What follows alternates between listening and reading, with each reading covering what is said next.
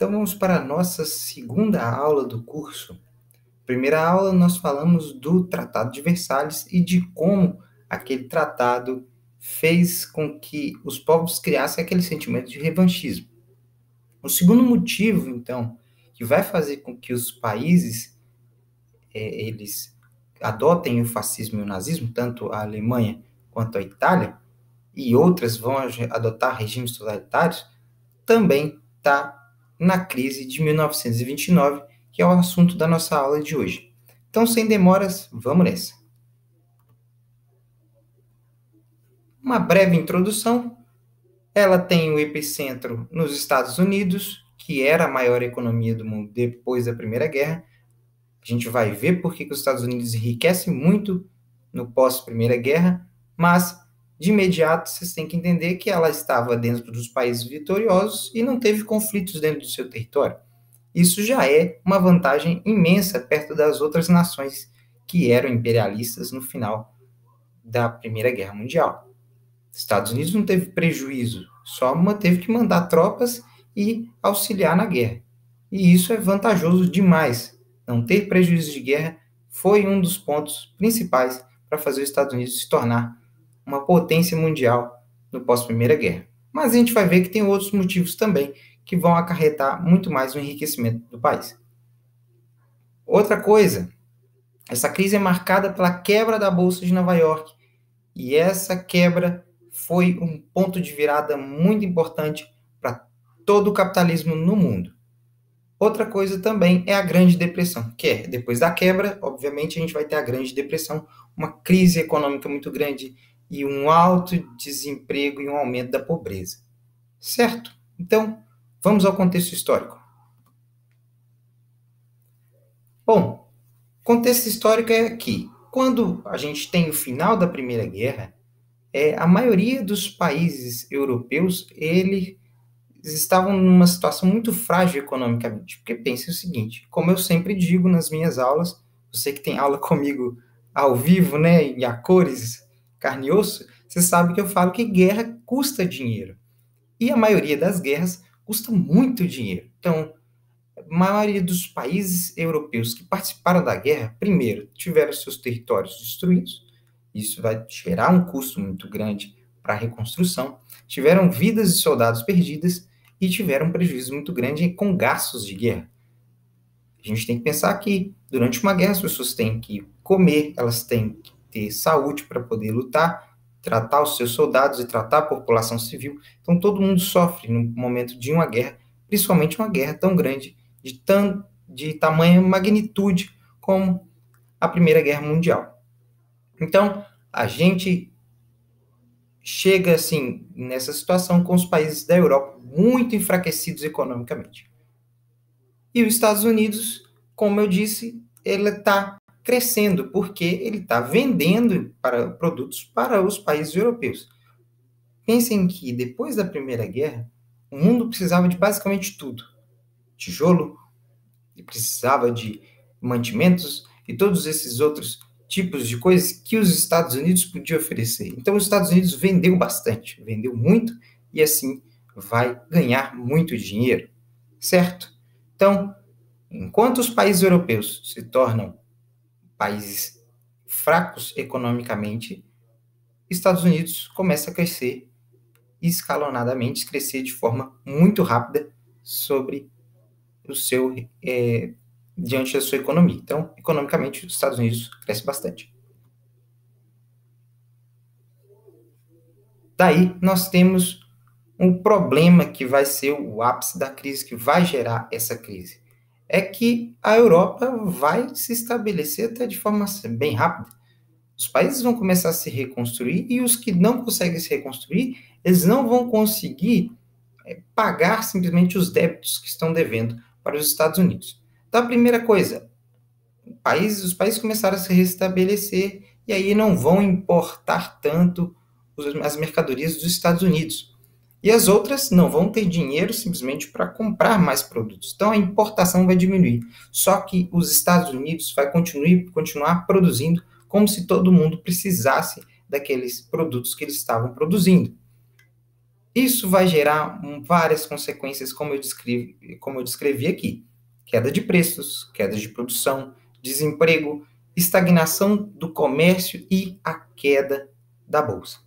Então, a crise de 1929 ela vai se dar graças à superprodução, que não estava preparado para a falta de procura e acabou que as mercadorias não saíam das prateleiras. Se eu não importo, meu produto desvaloriza e desvaloriza muito. E aí eu não vou conseguir ganhar dinheiro em cima dele. É aí que vimos a quebra da bolsa de valores, porque se eu não vendo, logo, uma hora, as ações da minha empresa vão cair. E as ações de várias empresas, se não quase todas as empresas, vão despencar. E aí a gente tem a quebra da bolsa em si.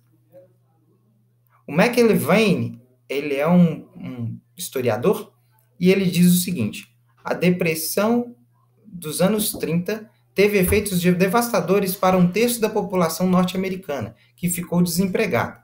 Ela teve efeitos sociais e psicológicos, pois as dificuldades fizeram as pessoas refletirem sobre seus méritos pessoais e o que faziam merecer as dificuldades.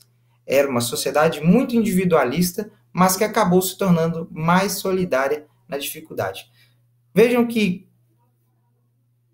os efeitos sociais foram muito grandes. A gente tem vários casos dizendo que pessoas suicidaram porque dormiram ricos e acordaram sem nada, porque as ações desvalorizaram de forma absurda. Isso fez com que a maioria das pessoas perdessem os seus empregos, porque várias empresas vão falir. Então, todo o maquinário econômico capitalista que funcionava lá nos Estados Unidos deixa de funcionar de um dia para o outro. Então as pessoas começam a mudar o seu pensamento. E a gente vai ter até, como o McIlvaine fala, a gente vai ter várias pessoas vão começar a se tornar até mais solidárias com o outro, porque é uma situação de dificuldade para todos. Mas a gente viu que os Estados Unidos ele vai se tornar um lugar muito diferente durante a queda da bolsa, durante a crise de 1929, a depressão dos anos 30. Daí a gente vai para resolução. Se existe um problema, logo a gente precisa resolver esse problema de alguma forma. Qual foi a forma que utilizaram isso? Que as pessoas vão conseguir resolver a crise? Bom, o Roosevelt, ele vai, de todas as formas, tentar ser eleito e candidato. Ele vai se candidatar e vai ser eleito. E ele vai conseguir reerguer a economia com um plano que ele fez em 1933, que é o New Deal.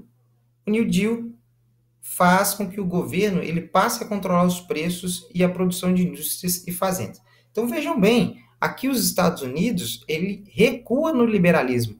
O Estado começa a ter o Estado começa a ter uma atuação mais interventora, coisa que até aquele momento não era assim, porque os Estados Unidos defendiam o liberalismo. Liberalismo a gente sabe, Estado mínimo, o mercado funciona sozinho.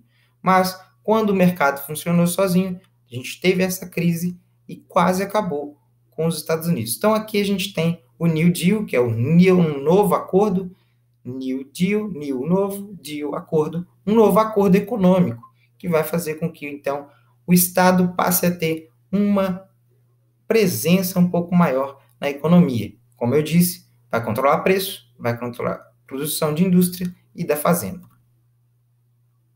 O New Deal, ele teve várias medidas econômicas que vão funcionar. Aqui a gente separou algumas para a gente ver que resumem bem como foi esse novo acordo. Primeiro, investimento maciço em obras públicas. A gente vê que aí, 4 bilhões de valores não corrigidos pela inflação na construção de usinas hidrelétricas, barragens, pontes, hospitais, escolas e aeroportos. Por que a gente tem investimento em infraestrutura, em obra pública? Porque isso gera emprego. Então,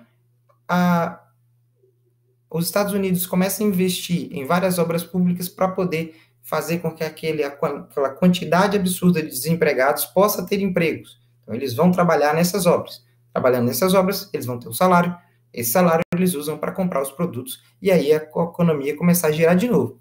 Vejam, então, que aqui é uma atuação, uma atuação estatal. Criou um investimento para poder fazer com que a gente tenha, as pessoas tenham empregos para poder girar o mercado novamente. Destruição de estoque de gênero agrícola, como algodão, trigo e milho. Vejam bem, essa estratégia foi usada aqui no Brasil, política do encilhamento, que é o seguinte, queimar o excedente de café para o café não perder preço. Quando a gente tem um produto que está muito em alta e tem muita produção, ele obviamente vai cair de preço. Então, quanto mais é a lei da oferta e demanda. Então, essa estratégia é até um pouco absurda, né? Pensar que as pessoas queimam comida e queimam produtos simplesmente para o preço possa não abaixar tanto. É bem absurdo, mas acontece. É uma medida econômica? Para mim é absurda, mas ela acontece. Então, bom, foi adotado aqui e foi adotado no Brasil diversas vezes. Controle sobre os preços de produção para evitar superprodução na agricultura e na indústria. Como eu disse, vai ter o controle de preço e produção do Estado. O Estado vai começar a intervir. Ou, para de produzir, está produzindo demais, produz menos. Por quê? Para a gente ter sempre uma quantidade que chega ao mercado que seja possível de ser comprada pelas pessoas e ser importada.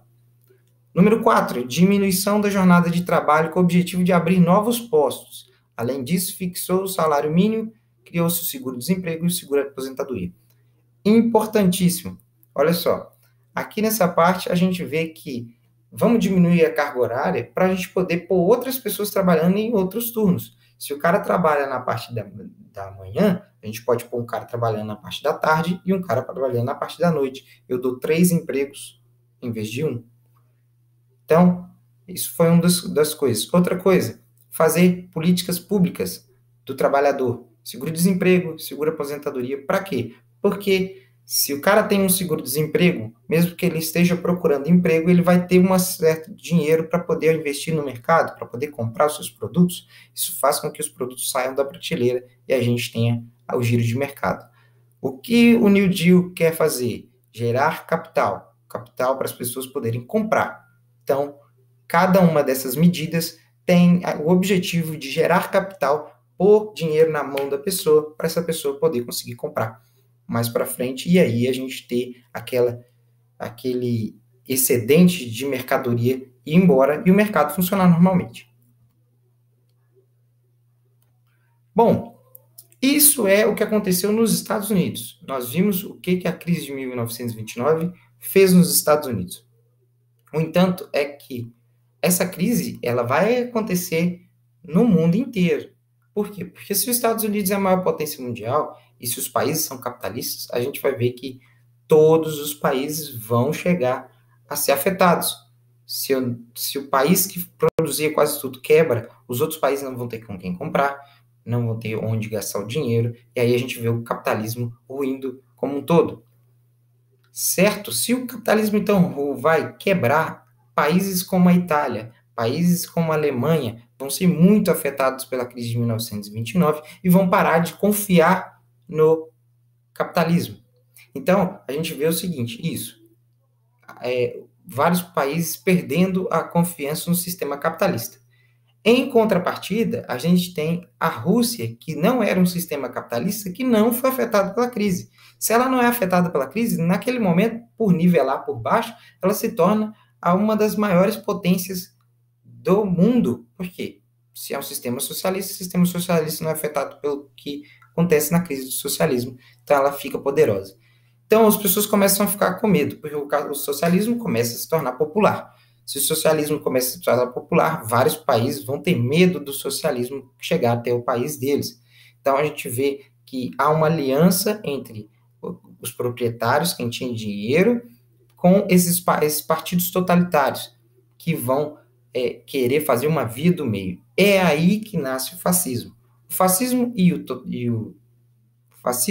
o nazismo, eles são uma via do meio, uma via que abomina o liberalismo total, porque a gente tem que ter um Estado forte que vai intervir na economia, mas abomina também o comunismo, porque o comunismo ele é abominável e a gente não quer o comunismo acontecendo. Então é aí que nasce aquela ideia do fascismo, do fascismo e do nazismo, certo? O nazismo, então, a crise de 1929, ela é sim um fator para o nascimento dos partidos totalitários fascistas e nazistas, como a gente vai ver. Segundo motivo, então, primeiro, revanchismo pós-guerra. Segundo, crise de 1929. A gente vai ver, então, que a conclusão é que em 1940 os Estados Unidos já vai funcionar normalmente e em 1940 também os partidos fascistas e nazistas já estão consolidados. Quando nós formos falar dos países, dos partidos nazista e fascista, a gente vê o crescimento deles, aí vocês vão ver como essa crise teve impacto também nisso tudo, certo? Então, é isso. Eu espero que vocês tenham gostado desse vídeo. Deixe o gostei, se inscreva no canal, deixe suas dúvidas aí nos comentários para que eu possa responder. E, infelizmente, eu não consegui fazer isso em live, porque a gente teve problemas para poder, de infraestrutura aqui para poder resolver. Mas o vídeo está aí, 10 horas da manhã, está lançado. Então, aproveitem. Muito obrigado, fiquem com Deus, fui.